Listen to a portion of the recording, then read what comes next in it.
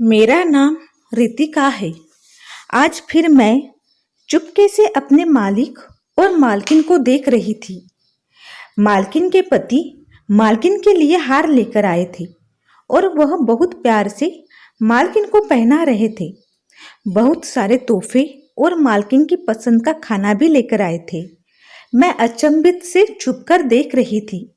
मैं सोच रही थी, मालिक जैसे किसी इंसान से शादी हो जाए, लेकिन ख्वाहिश कहाँ पूरी होती है। इस वक्त मुझे मालकिन ने देख लिया। मैं एकदम डरकर पीछे हो गई कि कहीं मालकिन मुझे डांट ना दे। इस तरह चुपकर देखने पर और फिर मैं वहां से भागकर अपने कमरे में आ गई और सोने की कोशिश करने लगी, लेकिन नींद से बहुत दूर थी। पूरी रात मैं यही सोचती रही कि मालकिन कितनी खुशकिस्मत है, या फिर शायद सारे अमीर लोग ऐसे ही होते हैं। उनके पास पैसे होते हैं और वह अपने आप से प्यार करने वालों पर खर्च करते हैं, और एक हम हैं जो दिन रात मेहनत करके कमाना पड़ता है और तब जाकर हमारी जरूरतें पूरी हो जाती है, लेकिन ख्वाहिश वही रह जाती है। लेकिन इतना पैसा होने के बाद भी उन्हें बिल्कुल भी घमंड नहीं था। उनका व्यवहार बहुत मीठा और अच्छा था। वह अपना व्यवहार हर किसी के साथ अच्छा ही रखती थी, लेकिन हकीकत यह थी कि वक्त गुजरने के साथ मुझे मालकिन के पति से प्यार हो गया, जबकि मैं बहुत छोटी थी और वह मुझसे उम्र में बहुत बड़े थे। लेकिन मैं कभी भी इस बात का इजहार नहीं कर सकी और ना बता सकूंगी। यह सब सोचते सोचते मेरी आँख कब लग गई पता ही नहीं चला, और रोज की तरह मेरी आँख 5 बजे खुल गई। पूजा पाठ करने के बाद मुझे एहसास हुआ कि मुझे भूख लग रही है, और मैं फिर कमरे से बाहर निकलकर किचन में चली गई और कुछ खाने के लिए ढूंढने लगी। तो एकदम मुझे याद आया कि मालकिन के पति बाहर से रात को खाना लेकर आए थे। जाहिर सी बात है वह पड़ा होगा, मैं खा लेती हूँ। खाना खाने के बाद मैं थोड़ा इंतजार किया और फिर सफाई करना शुरू कर दिया। सफाई करने के बाद मालकिन और उनके पति के लिए नाश्ता बनाने लगी। यही मेरी रोज की रूटीन थी, और जब मालिक काम पर चले जाते तब मैं कमरे से निकलकर बर्तन धोती और फिर मालकिन का कमरा साफ कर देती। आज जब मैं मालिक के जाने के बाद मालकिन का कमरा साफ करने गई तो मालकिन ने मुझसे मुस्कुराकर बोलने लगी कि रात को मैंने तुम्हें देखा था, तुम हमें चुपकर देख रही थी। मेरी तो सांसें ही बंद होने लगी। पता नहीं मालकिन क्या सोच रही होंगी। मैं ही पागल थी जो इस तरह भूखों की तरह देखने लग जाती थी। मैं कुछ बोलने वाली ही थी कि इतने में मालकिन दोबारा पूछने लगी कि मैं तुमसे कुछ पूछ रही हूँ। फिर मैंने जवाब दिया, नहीं मालकिन, मैं बस वैसे ही। फिर मालकिन बीच में मेरी बात काट कर कहने लगी, अच्छा छोड़ो, मैं चाहती हूँ कि तुम मेरे पति से शादी कर लो, लेकिन उससे पहले मैं तुम्हें उठने बैठने की तमीज़ सिखाऊंगी, अच्छे से बोलना सिखाऊंगी। मालकिन की यह बात सुनकर पहले तो मैं बहुत परेशान हुई। मैं इनकार कर दिया कि मालिक नहीं मानेंगे। मालकिन कहने लगी कि यह मेरा काम है, मैं उनको मना लूंगी। तुम अपना बताओ, तुम करोगी मेरे पति से शादी? फिर मैं सोचने लगी कि जब मैं मालिक से प्यार करती हूँ तो मना करने का क्या मतलब निकलता है। इसलिए मैं एकदम मान गई। मेरी तो खुशियाँ आसमानों पर पहुँच गई थी। अभी रात ही तो मुझे इस चीज़ की ख्वाहिश थी, और सुबह उस इंसान को मेरी तकदीर में भी लिख लिया गया। मैं बहुत खुश हूँ कि मेरी किस्मत बदलने वाली है, जिंदगी बदलने वाली थी। मेरा स्टेटस, मेरा सब कुछ बदलने वाला था। लोग मेरी भी वैसी ही इज्जत करेंगे, लेकिन इस सब के लिए पहले मुझे खुद पर मेहनत करनी थी। इसलिए मैं रोज मालकिन के पास जाती थी और वह मुझे अच्छे और तमीज से बात करना सिखाती। फिर वह मुझे अच्छे और नए कपड़े लाकर देती, उनको पहनने और ओढ़ने का तरीका सिखाती, फैशन सिखाने लगी और एक नई काम वाली भी रखने लगी थी। मुझे तो समझ में नहीं आ रहा था कि मालकिन आखिर यह सब क्यों कर रही है। लेकिन छोड़ो, मुझे उनसे क्या करना, और ना ही मैं उनसे यह सब कुछ पूछ सकती हूँ, क्योंकि जो मेहरबानी वह मुझ पर कर रही थी मेरे लिए यही काफ़ी था। ऐसे ही रोज मालकिन मुझ पर इतनी ही मेहनत करती। वह मुझे जो भी जैसे जैसे सिखाती, जल्दी तो नहीं लेकिन मैं सीख लेती। यूं ही समय बीतता जा रहा था और मालकिन ने अपने पति को भी शादी के लिए मना लिया था। पहले तो मालिक इनकार करते रहे कि नहीं, मेरे लिए तो तुम काफी हो, जो शादी दूसरी करूं। लेकिन मालकिन कहने लगी कि उसका कोई नहीं है इस दुनिया में और उसका भी पूरा हक है खुलकर जिंदगी गुजारने का। और भी पता नहीं क्या क्या कहकर उन्होंने उनको शादी के लिए मना लिया। और फिर कुछ दिनों बाद मालकिन ने हमारी शादी करवा दी। अब वह मेरा बहुत ख्याल रखती, मेरी खिदमत करती। मेरी हैसियत, मेरा मकान, सब कुछ बदल गया था। इसी खुशी में मैं महसूस ही नहीं कर सकी कि घर में कुछ गलत चल रहा है। लेकिन कभी कभार मुझे शक होता था कि मालिक और मालकिन की बहस हो रही होती। लेकिन मैं जैसे ही उस कमरे की तरफ जाती हूँ, वहां पर खामोशी छा जाती थी और फिर मैं खामोशी से वापस आ जाती। एक दिन जब मैं उनके कमरे में गई तो वह फोन पर बातें करते हुए चक्कर लगा रही थी और कमरे में और साथ में कह रही थी कि आप टेंशन ना ले, माल आपका पहुंच जाएगा। और फिर जैसे ही वह मेरी तरफ देखती तो उनके चेहरे का रंग उड़ गया और फिर कहने लगी कि मैं आपसे बाद में बात करती हूँ। मैंने उनसे पूछा तो कहती है कि दोस्त को पैसे की जरूरत है, तो उसे ही कह रही थी कि पैसे पहुंच जाएंगे। वैसे मुझे उनके बात पर यकीन तो नहीं आया, लेकिन फिर भी मैं खामोशी से कमरे से वापस आ गई। मुझे लगा वह शायद पति को धोखा दे रही है, लेकिन उन दोनों में तो बहुत प्यार है। हो सकता है कि मेरा ही वहम हो। मुझे कुछ भी बोलने की जरूरत ही नहीं। ऐसे ही हमारे दिन गुजरते जा रहे थे। एक दिन मालकिन ने अपने पार्लर वाली को बुला लिया और कहती कि तुम्हें तैयार करवाऊंगी तो तुम्हारा लुक निखर आएगा और तुम फ्रेश भी हो जाओगी। मैं तो खुश हो गई, क्योंकि आज तक मैंने अपनी जिंदगी में पार्लर नहीं देखा था और कभी मैं ऐसे तैयार भी नहीं होती थी। और मैं फिर पार्लर वाली के सामने जाकर बैठ गई। मुझे देखते ही वह एकदम खड़ी हो गई और मालकिन से कहने लगी कि यह तो पहले ही बहुत खूबसूरत है और इसको क्या सजाऊं भला। मैं लेकिन आपसे यह जरूर कहूंगी कि यह बहुत मासूम सी है, आप इस पर यह जुल्म ना करें। उसकी बात सुनकर मैं डर गई कि कैसा जुल्म भला, और मालकिन के पास जाकर पूछने लगी कि यह क्या कह रही है, कौन सा जुल्म करवाने लगी है आप मुझ पर। तो मालकिन मुझसे कहने लगी कि उसको तो फालतू बोलने की आदत है, तुम टेंशन ना लो, एकदम सुंदर लगोगी तैयार होकर। इसलिए यह कह रही है कि तुम्हें तैयार करवाकर तुम्हारे पति पर जुल्म ना करे और तुम अपनी जुबान बंद करके काम करो। मालकिन की बात सुनकर मुझे कुछ तसल्ली नहीं हुई, लेकिन मैं चुप हो गई और फिर बाद में वह पार्लर वाली को चुप करके कमरे से चली गई। मालकिन के बाहर जाते ही मैं एकदम उस पार्लर वाली के पास गई और उससे पूछने लगी कि तुम बताओ कि तुम कहना क्या चाह रही हो। और फिर उसने ऐसी बात बताई कि मैं हैरत में रह गई और मैं डर की वजह से भागने लगी। लेकिन मालकिन ने, मेरा ताल्लुक गरीब घराने से था।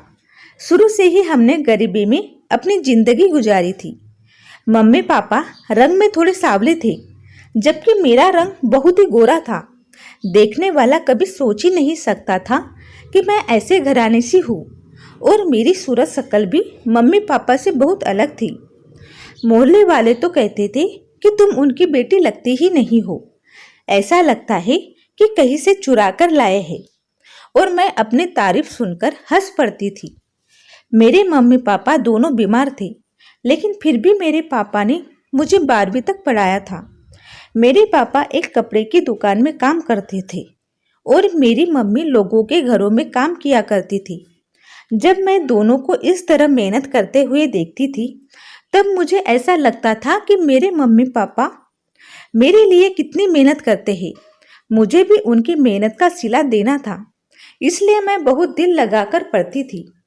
लोग मुझे बातें भी सुनाते थे कि इस गर्मी में तुम्हें पढ़ा रहे हैं, अगर उसे कुछ हो गया तो तुम दोनों माँ बेटी बैठे ही रह जाओगे। उनकी यह बात सुनकर मुझे बहुत डर लगता और जैसे ही मेरी 12वीं के एग्जाम होने लगे, उसे 2 महीने पहले मेरे पापा की मौत हो गई। लोगों का कहा सच हो गया था।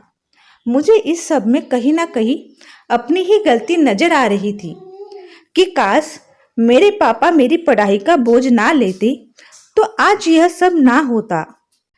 पापा के जाने के बाद मुझे मेरी माँ को तोड़कर रख दिया था, लेकिन फिर भी मैं 12वीं के एग्जाम देने जाती थी कि पापा का ख्वाब पूरा कर सकूं।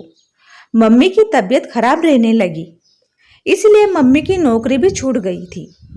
घर की हालत खराब होने लगी थी, इसलिए 12वीं के बाद आगे की पढ़ाई का फैसला छोड़कर मैं भी मम्मी का काम अपनाया और लोगों के घरों में काम करना शुरू किया। सारा दिन मैं लोगों के घर में काम करती रहती। जब मम्मी की तबीयत ठीक हुई तो उसके बाद भी मैंने मम्मी को काम करने नहीं दिया, बल्कि खुद ही यही काम करती रही। ऐसी ही हमारी जिंदगी गुजर रही थी। इज्जत से 2 वक्त की रोटी खाई जाती, यही काफ़ी था हमारे लिए। एक दिन यूं ही मैं मेरी सहेली बैठे हुए थी तो वह कहने लगी कि मैं एक औरत को जानती हूँ जो बहुत अमीर है और उसका एक घर भी बहुत बड़ा है। उसे काम करवाने के लिए एक नौकरानी की ज़रूरत है। तू जाकर ट्राई करके, मुझे यह लगता है कि तुझे यह काम मिल जाएगा और अच्छी सैलरी भी होगी। उसकी बात सुनकर मैं खुश हो गई और उस औरत का एड्रेस लेकर उसके घर आ गई। मैंने मम्मी को बताया था कि वह कहने लगी कि कर ले जहाँ पर तुझे आसानी लगे। मैं दूसरे दिन उस औरत के पास गई और उसे अपनी सारी कहानी बताई और मैंने उनसे रिक्वेस्ट करने लगी कि मुझे काम पर रख लो। और उनका मुझ पर रहम आ गया और मुझे काम पर रख लिया। सुबह 9 बजे मैं काम पर जाती और 6 बजे काम से वापस आ जाती। टोटल 4 बंगलों में मैं उस वक्त काम किया करती थी। बारी बारी सबके घर जाती और काम के दौरान उनकी कीमती चीज भी वहां से उठाकर लाती। मेरी मम्मी मुझे बहुत डांटती कि यह तू क्या काम करती है, सारी जिंदगी मैं इज्जत से तुझे खिलाया है और अब तू इस तरह की चोरियां करने लगी, खुद के साथ मेरी इज्जत पर दाग लगाएगी। और मैं बस यही कह कर टाल देती कि मम्मी तुम क्या जानो अमीरों के चस्के। मम्मी बस अफसोस में सर हिलाती रहती है और मेरा यही रूटीन बन गया था और धीरे धीरे मेरी मम्मी की तबीयत खराब रहने लगी। एक दिन वह भी मुझे इस दुनिया से अकेला छोड़कर चली गई। मम्मी के जाने के बाद मेरे लिए हालात का मुकाबला करना बहुत मुश्किल हो गया था। घर आती तो सन्नाटा होता और फिर मेरा घर आने का दिल ही नहीं करता था। इसलिए मैं जिस जिस बंगले में काम करती थी उनकी मालकिन से कहने लगी और दरख्वास्त करने लगी कि मुझे यहाँ पर रहने की इजाज़त दे दे। मेरा इस दुनिया में अब कोई भी नहीं रहा। मुझे उम्मीद थी कि उनमें से कोई एक तो मान ही जाता और वही हुआ। जिस औरत का मुझे मेरे दोस्त ने बताया था वह औरत मान गई मुझे घर में रखने पर।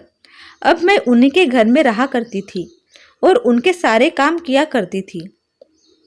खाना बनाना, नाश्ता, सफाई, बर्तन और रोटियां बनाकर देना, सबके सब काम मेरे हवाले थे।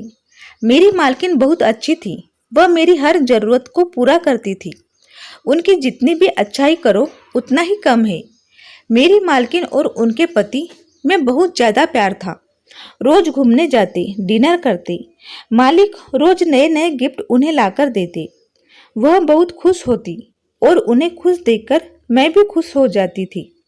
शुरू शुरू में मैं तो यह सब चलता रहा, लेकिन धीरे धीरे मुझ में जलन पैदा होने लगी कि मालकिन का पति उनसे कितना प्यार करता है, रोज नई नई महंगी महंगी चीज़ें लाकर देता है और उनको देखकर मेरा दिल भी चाहता था कि मेरे पास भी यह सब चीज हो और मैं सफाई के दौरान वहां से भी कीमती चीज चुरा लेती और अपने कमरे में जाकर एक बैग में रख देती थी, ताकि मुझे कभी यहाँ से जाना पड़ जाए तो मेरे पास थोड़ा बहुत तो माल हो।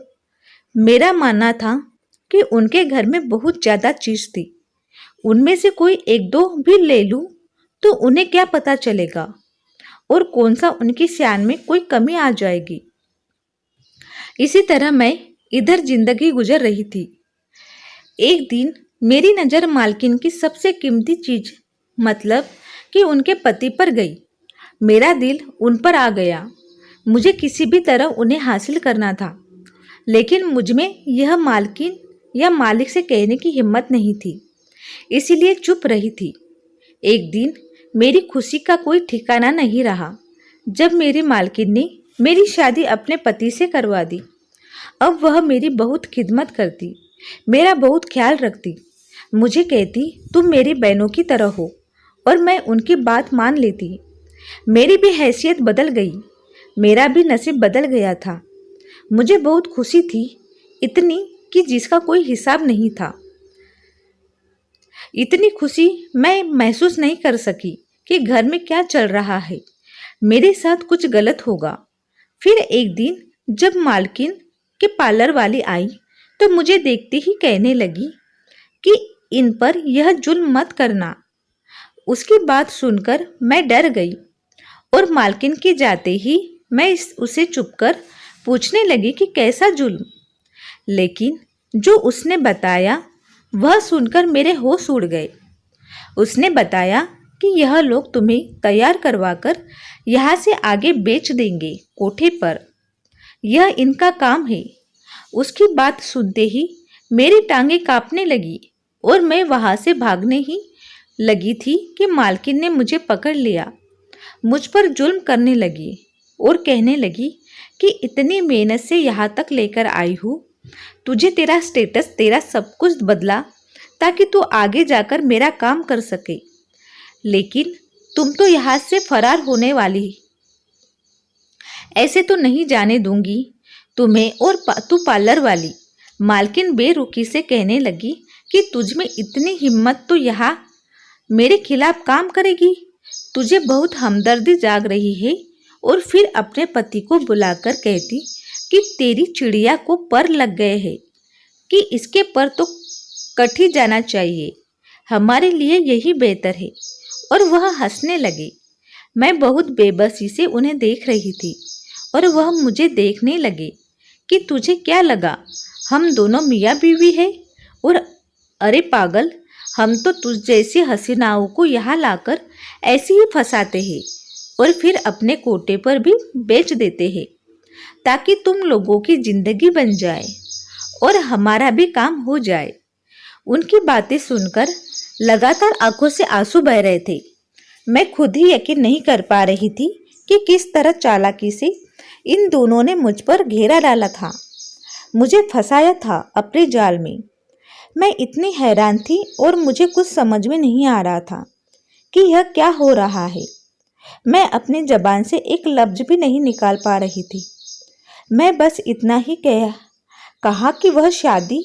यह सुनकर वह दोनों हंसने लगे और कहने लगे कि वह भी झूठा ही था।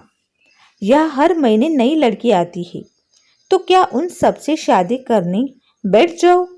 हम दोनों तो पार्टनरशिप से यहाँ पर काम कर रहे हैं और लोगों को फंसाते हैं। और फिर वह दोनों एक दूसरे को देखकर हंसने लगे। मुझे बहुत ज़्यादा नफरत हो रही थी खुद से, अपनी बेवकूफ़ी पर। अमीर होने के लालच में मैं वहाँ पर आकर फंस गई थी और मैं रोती रही और वह पार्लर वाली भी मेरी वजह से उनके चंगुल में फंस गई। फिर मालकिन हम दोनों को घसीटकर गाड़ी में ले गई और मैं उनसे कह रही थी कि मुझे छोड़ दो, लेकिन वह दोनों बहरे बने हुए थे। वह पार्लर वाली तो ऐसा लग रहा था वह किसी बड़े सदमे में जा पहुंची हो। और फिर वह गाड़ी अपने मंजिल पर जा पहुंची। एक खूबसूरत सा बंगला था जहाँ पर बहुत सारी रंग बिरंगी लाइटें थी। बाहर से देखने में जितना सुंदर था, अंदर उतना ही भयानक काम होता था। वह पर मेरी टांगें डर की वजह से कांप रही थी। तभी कुछ लोग आए और हमें अंदर ले गए और फिर हमें अंदर ले जाते ही बोला गया कि आज रात महफिल सजाई जाई। आज तुम लोगों में 2 लोग और बढ़ गए हैं। वह हंसने लगी और हमें कमरे में ले गई। मैं नहीं जा रही थी तो मुझे जबरदस्ती लेकर गए। मुझे नहीं पता था कि बाहर क्या हो रहा है क्या नहीं, लेकिन लगातार गाने की आवाज आ रही थी। पार्लर वाली मेरे साथ बैठी थी। मैं उसे हिलाने लगी कि तुम क्यों नहीं बोल रही हो, कि मैं बहुत ज्यादा शर्मिंदा हूँ कि मेरी वजह से तुम्हें भी यहाँ पर आना पड़ा। अब हम दोनों क्या करेंगे? मेरी आंखों से आंसू बह रहे थे और वह खामोशी से बैठी थी और खाली आंखों से कभी मुझे देखती तो कभी कमरे को, और फिर कहने लगी, आज से 3 साल पहले मैंने अपने दोस्त को यहाँ पर भेजा था पैसों के लालच में। वह अनाथ थी और वह बहुत रो रही थी। कह रही थी कि मेरे घर में मेरी माँ इंतजार कर रही है, मुझे जाने दो। लेकिन मैं कठोर बनी रही और उसे कुछ पैसों के खातिर मैंने उसे बेच दिया। और फिर जब उसकी मम्मी को पता चला तो वह यह सदमा बर्दाश्त नहीं कर सकी और वह इस दुनिया से चली गई। सब मेरी दोस्त की बद्दुआ की वजह से ही हुआ है। रब उसके साथ बुरा करने का बदला ले रहा है। पार्लर वाली की बातें सुनकर मेरे रोंगटे खड़े हुए थे कि क्या दोस्त ऐसी हो सकती है, लेकिन मेरे दोस्त ने भी ऐसा ही कुछ किया था, यह जानते हुए कि वह औरत गलत काम करती है। फिर भी उसने इधर मुझे काम करने के लिए भेजा। मेरी आंखों से आंसू बहते ही जा रहे थे। मैं ऐसी दलदल में फंस चुकी थी कि जिससे मैं कभी वहां से निकल नहीं सकती थी।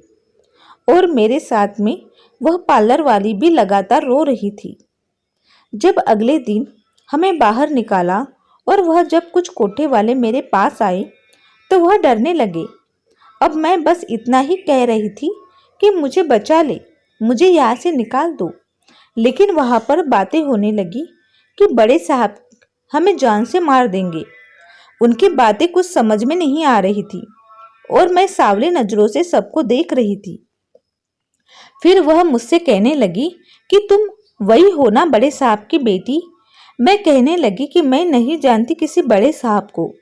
तो कहने लगी, तुम उन्हीं की बेटी हो, हम पहचान गए हैं तुम्हें, तुम फिक्र मत करो, हम तुम्हें उन तक पहुंचा देंगे। यह बात सुनकर मेरी रूह कांपने लगी कि अब ना जाने मेरी किस्मत मुझे कहाँ लेकर जा रही है। और मैं इनकार करने लगी कि मुझे नहीं जाना कहीं, मैं किसी की बेटी नहीं हूँ। मेरे पापा तो कब से इस दुनिया से चले गए, लेकिन किसी ने मेरी बात का भरोसा नहीं किया और सब वहां से चले गए। सारा दिन मेरी इसी परेशानी में गुजरा। लोग मुझे अजीब प्रोटोकॉल देने लगे, मेरे आगे पीछे घूमने लगे।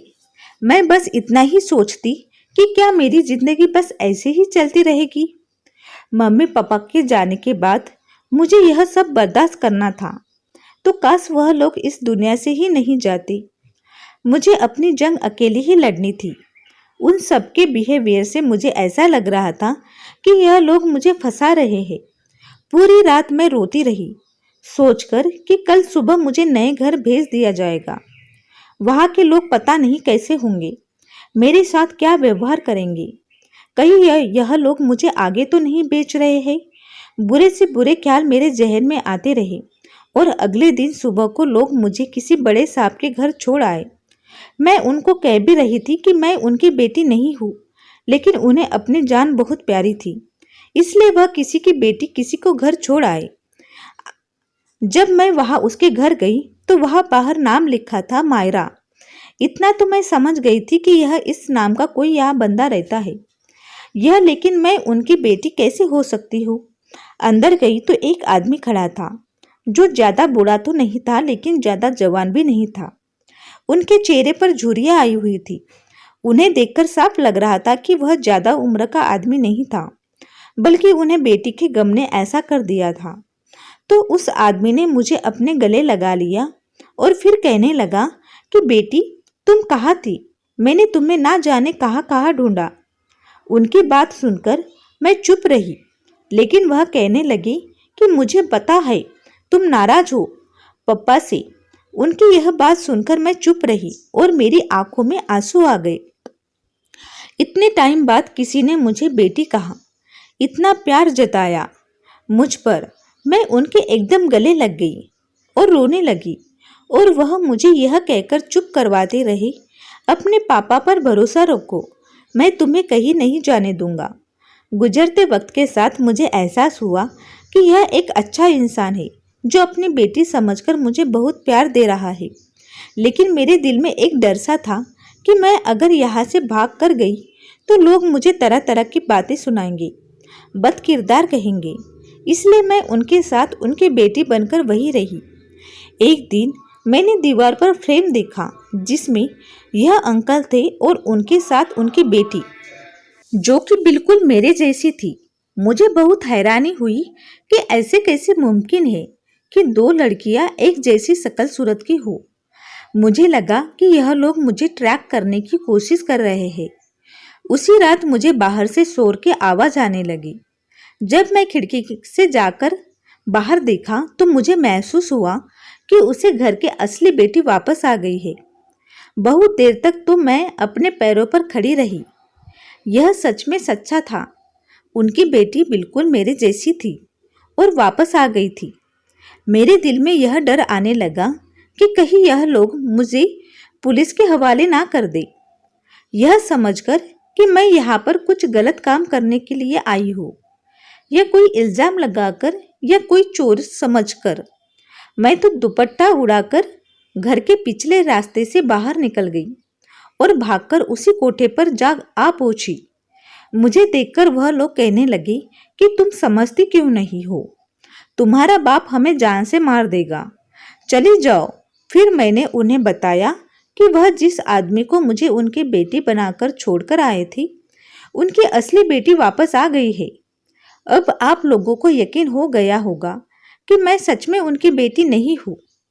मेरी बात सुनकर सब चुप हो गए और मैं वापस अपने कमरे में आ गई। लेकिन मेरा दिल बहुत उदास था। दोबारा बाप जैसी नेमत के छीन जाने पर मैं अंदर अकेली बैठी रो रही थी। बाकी लोग दरवाजा खटखटा रहे थे, लेकिन मैं बहरी बनी बैठी रही। उस आदमी का अपनी बेटी के लिए प्यार देखकर, लेकिन कुछ घंटों के बाद मैंने अपने जज्बात पर काबू पाया और फिर मैं बाहर आई। लड़कियां मुझे देखकर बस यही कहती जा रही थी कि तुम्हारी तो लॉटरी लग गई है, कितने दिन तुम ऐश गुजार कर आई हो। लेकिन मैं खामोश रहती। 3 दिन बाद उस कोठे पर रेड पड़ गई थी और साथ में वह सांप भी आए थे, और फिर पुलिस सबको बारी बारी ले जाने लगे। सब लोग एक दूसरे के कान में फुसफुसा रहे थे कि कहीं इस लड़की ने तो यह सब नहीं करवाया, और सब लोग मुझे शक की निगाहों से देखे जा रहे थे। लेकिन यह हैरानी वाली बात मेरे लिए भी थी। वहां पर कोई भी नहीं था, पूरा कोठा खाली पड़ा हुआ था, बस मैं बची थी। पुलिस भी जा चुकी थी। फिर वह आदमी मेरे पास आया और मुझे गले से लगाकर फिर वही अल्फाज दोहराया कि बेटी तुम कहाँ चली गई थी, मैंने तुम्हें कितना ढूंढा, तुम कहीं मिली ही नहीं। और इस बार मैं खाली निगाहों से उन्हें देख रही थी। और फिर वह मुझे अपने साथ अपने घर ले गए। मैं जो वहां गई तो वह लड़की जो उनकी बेटी थी, वह पहले से ही वहां पर मौजूद थी और उसके हाथ में कुछ था। मैं कभी उस लड़की को देखती तो कभी उस लड़की के बाप को। वह मुझे अपनी बेटी के पास ले जा रहे थे और वहां जाकर उन्होंने मुझे अपनी बेटी के पास बिठा दिया। जब मैं उनकी बेटी के पास बैठी तो उनकी बेटी ने एक फ्रेम मुझे पकड़ा दिया जिसमें अंकल और उनकी बीवी थी और दोनों के हाथों में एक एक बच्चा था।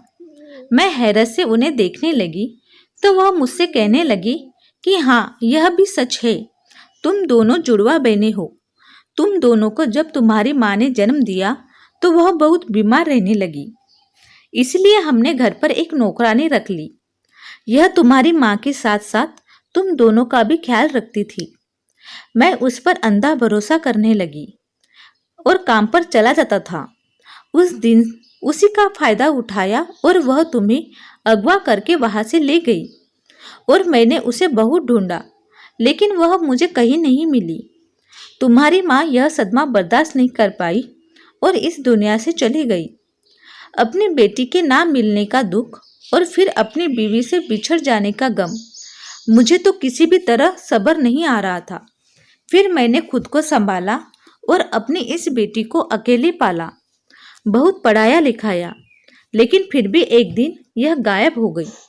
मैंने हर जगह से ढूंढा, हर यूनिवर्सिटी, हर शहर में, जगह जगह पर मैंने रेड अलर्ट लगाया, लेकिन यह मुझे कहीं नहीं मिली और तुम मिल गई।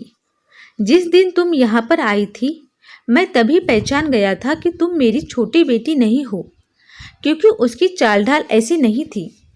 मैंने उसी वक्त तुम्हें गले लगाकर बताया कि मैंने तुम्हें बहुत ढूंढा, लेकिन तुम कहीं नहीं मिली। तुम्हें ऐसा लगा कि मैं उसकी मोहब्बत में बोल रहा हूँ और तुम्हें यकीन नहीं आया। फिर जब मेरी बेटी घर वापस आई और तुम यहाँ से भाग गई, तो मैं जान गया था कि तुम उसी कोठे पर वापस गई होंगी। इसलिए मैंने वहाँ पर पुलिस की रेड लगवाई और तुम्हें यहाँ पर लेकर आया हूँ और सच्चाई बता रहा हूँ, ताकि तुम्हें यकीन हो कि मैं तुम्हारा बाप हूँ और तुम मेरी बेटी, और तुम दोबारा यहाँ से भागने की गलती ना कर सको। बेटा, यह तुम्हारा ही घर है और इस बात को तुम जल्दी से जल्दी मान लो। और गलती मुझसे हुई है, मैं उन सब के लिए तुम बहुत ज़्यादा शर्मिंदा हूँ। पापा की बात सुनते सुनते मेरी आंखों से लगातार आंसू बह रहे थे, लेकिन मैं कुछ नहीं बोली, क्योंकि भगवान ने मुझे दोबारा पापा का प्यार दिया था। और फिर मैं पापा के सीने से लगकर उन्हें अपनी हर जाति बताने लगी। दोनों मेरी कहानी सुनकर रोने लगे, लेकिन इतना नहीं रोई जितना मैं रोई थी। लेकिन जो किस्मत में था वही हुआ था। मुझे कोई भी किसी से भी कोई शिकवा नहीं था, इसलिए मैं हंसी खुशी पापा और अपनी बहन के साथ जिंदगी गुजारने लगी। यहाँ पर मेरी हर खुशियाँ पूरी हुई थी और मैं भगवान का शुक्र अदा करने लगी, क्योंकि हर मुश्किल के साथ अच्छी जिंदगी भी आती है। तो दोस्तों, उम्मीद करती हूँ कि आपको हमारी कहानी पसंद आई होंगी। तो फ्रेंड्स, कहानी पसंद आई तो लाइक और शेयर जरूर करें और चैनल को सब्सक्राइब करना ना भूलें और बेल आइकन बटन को भी प्रेस कर लीजिएगा, ताकि आने वाली न्यू अपडेट और न्यू स्टोरीज आपको टाइम पे मिल सके। तो चलिए मिलते हैं ऐसी एक नई स्टोरी के साथ। तब तक के लिए धन्यवाद और बाय बाय दोस्तों।